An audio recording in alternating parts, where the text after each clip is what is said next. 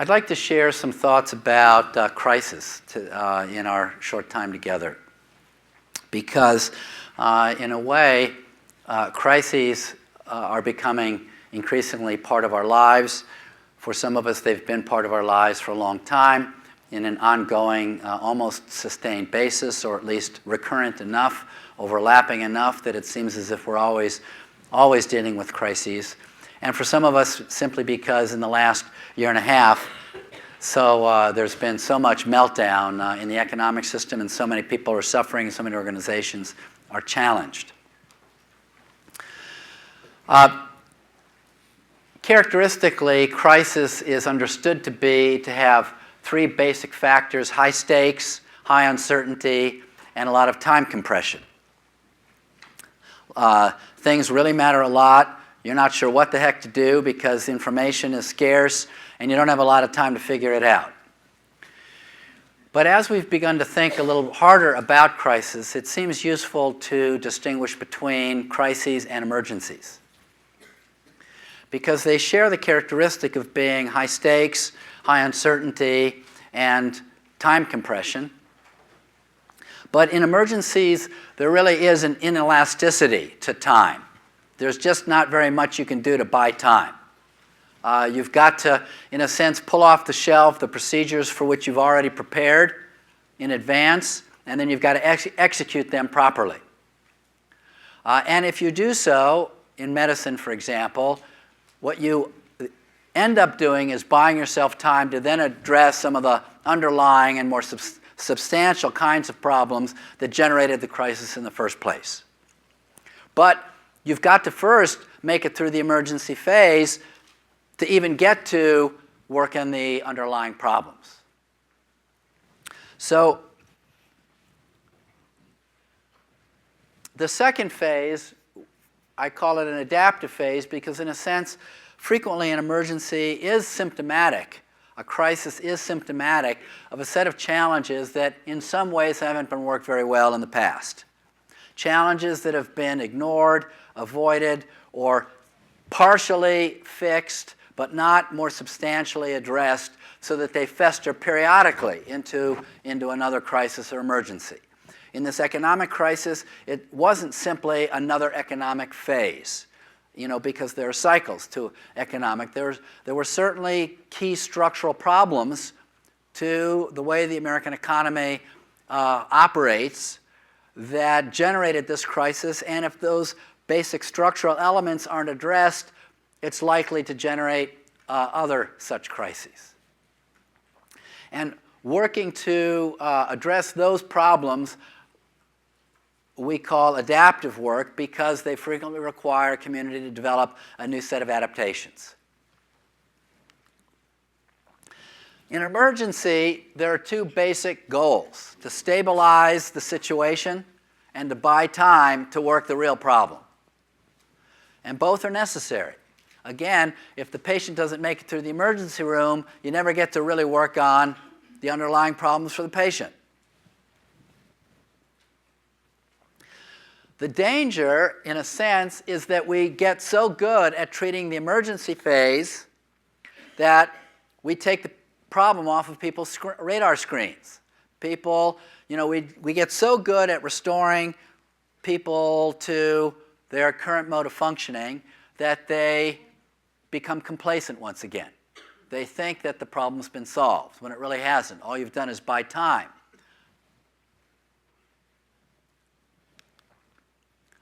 The emergency phase is itself a complicated task.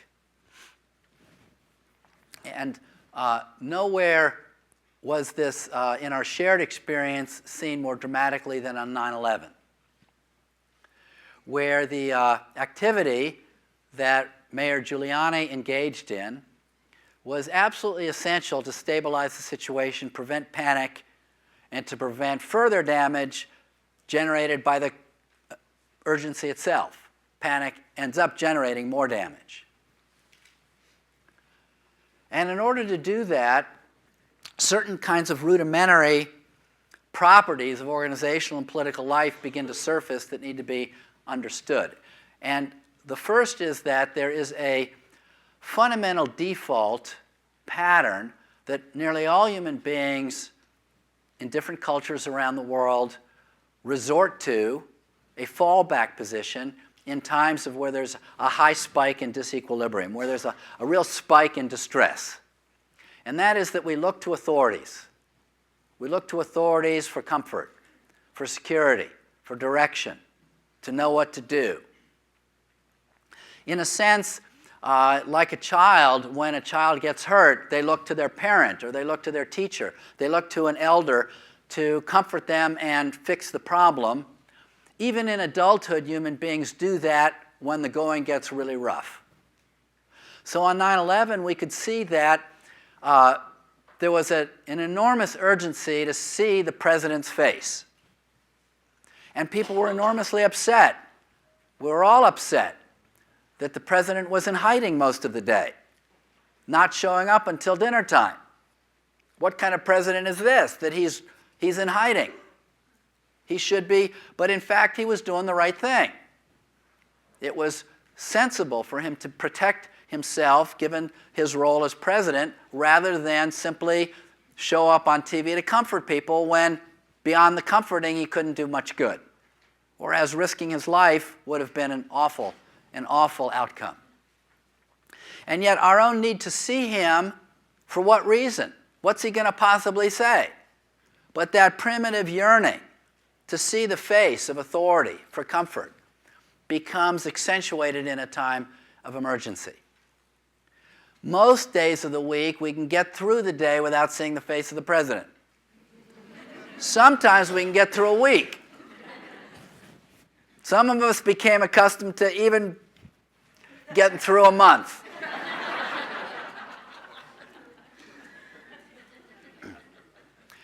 But when it's an emergency, presence becomes really important. If you're the authority figure, if you're the chair, or the executive director, or the head of the division, or the president of the company, or the country, or the governor, or the speaker, you have to be there for people, and your physical presence makes an enormous difference, even if you've got nothing to say. Because people are comforted to see that you are there. You know, it's like, I'm sure many of you have been anxious and feeling sick, and you go to the doctor, and as soon as you see the doctor, they got nothing to offer, but you feel better. You know, it just feels better. Somehow they've laid their hands on you and you feel better, but nothing's actually happened. And that's a fairly primal mechanism that comes with being born a human being, because from the moment you're born, you scan the horizon looking for mama or papa to feed you and protect you and provide order for you. And that basic instinct doesn't go away. It gets ameliorated as we all become grown-ups and professionals, but in a time of emergency, it comes back to the surface. So presence becomes enormously important. I know heads of state who, in the midst of an emergency, spend all their time working with their experts to figure out how to respond to the crisis, instead of more time in the streets, being present to the people, letting the experts work with the experts, but staying present to the people so to buy time for the people to stay in the game so that they don't panic. Second, when you're present to people, it's really critically important to speak to their experience.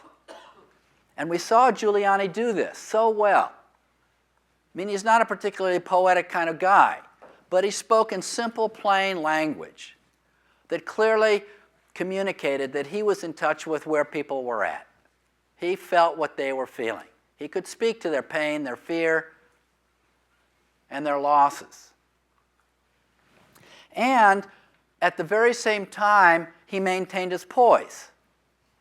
It's very different to be upset and start just crying from being able to say, I'm really upset, but you still maintain some sense of your own poise. And the reason why that's so important, if you're the authority figure, is that people read you to determine, is this a containable situation? And if you look like you're overwhelmed, then it communicates to them that this is an overwhelming situation, and they are more likely then to panic. But even if you're all jiggly inside, feeling like jello inside, really frightened, really nervous, if you can contain some degree of that to present yourself with some poise, some sense that this is a containable situation, even at the same time that you speak to people's fears, it will communicate to people that you have faith in the collective capacity to make it through, even if you're not sure. Because how could you be sure? Now, we can see that you can have so much poise that people don't think you're speaking to their experience. The elder President Bush got in trouble when he was running for re-election against Bill Clinton, and he seemed out of touch with people's anxiety and fear about the economy.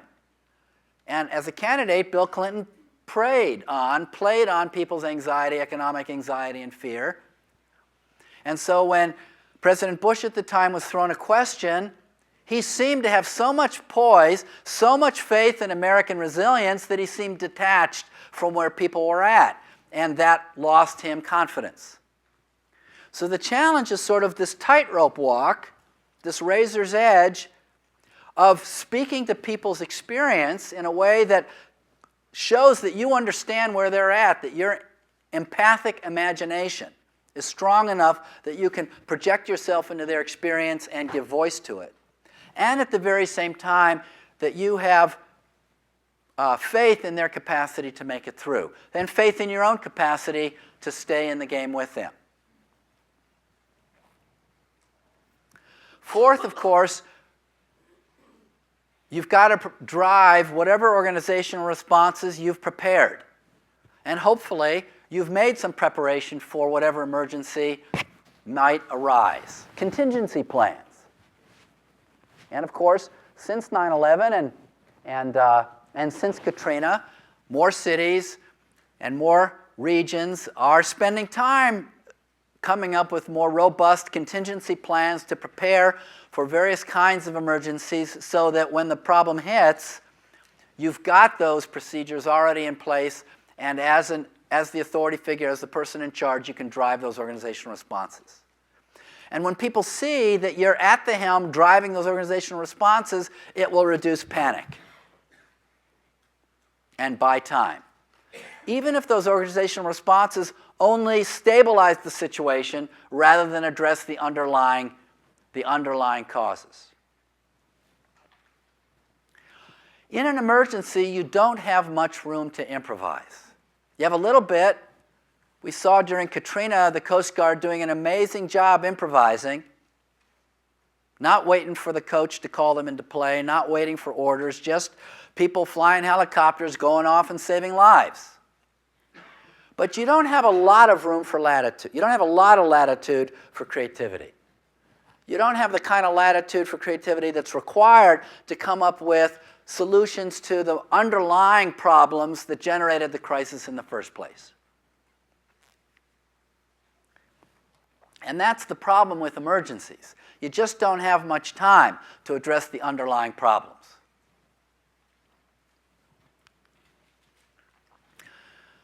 After you've bought time, after you've stabilized the situation, you begin to buy time, then you can begin to address the underlying adaptive challenges.